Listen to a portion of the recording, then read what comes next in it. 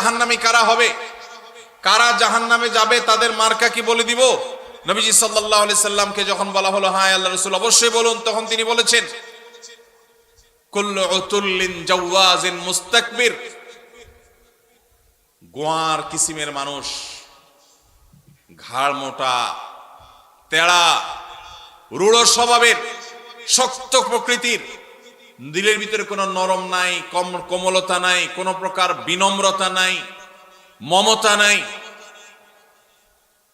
যেটাকে বলা হয় শক্ত হৃদয়ের শক্ত মনের মানুষ, আছে না নাই? অহংকারী, তার ভিতরে কোনো বিনয় নাই, সব সময় তেড়া তেড়া কথা বলে, সব সময় গোড়ার মতো গায়ের জোর দেখায়, আছে না নাই? আমাদের দেশে কখনো রাজনৈতিক পাওয়ারে, কখনো টাকার জোরে, কখনো ক্ষমতার জোরে, কখনো বাপ চাচার দাপটে, মামু খালুর দাপটে মানুষ অহংকারী হয়, হয় কি হয় না? আবার অনেক সময় কোনো কারণ ছাড়াও মানুষ অহংকারী হয়। নবীজি সাল্লাল্লাহু আলাইহি সাল্লাম বলেছেন আল্লাহর সবচেয়ে ঘৃণিত মানুষ হলো যে অহংকার করার মতো কিছু নাই, অথচ তারপরও সেও অহংকার করে। Like, share, subscribe.